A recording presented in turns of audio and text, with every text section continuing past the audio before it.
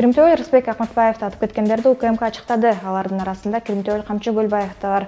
Кылмыш иши Алмамбет Анапияев, Болот Самсалиев жана Марат Райымбеков менен чогуу уюштуруп жасалганы айтылат маалыматта. Түркиянын Бишкектеги элчилигинин жанында Мазда Демия өлкөсүндөгү автоунаа толугу менен күйүп кетти. Мектептер 13-нөн 15 декабрга чейин онлайн окушат, аймактардагы окутуу форматын райондук билим берүү министрлери чечет. Бул тууралуу Билим берүү министрлиги билдирди.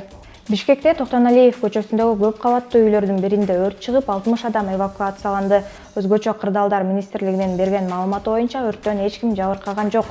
Кадамжай районунун акими Кутбедин Шакиров иштен алынды. Тиешелүү жарлыкка президент кол коюп, себеби жазылган эмес. Депутат Мекенбек Абдалиев тазалыктын жетекчисин сынга алды. Ал блогерби же тазалыктын жетекчисиби?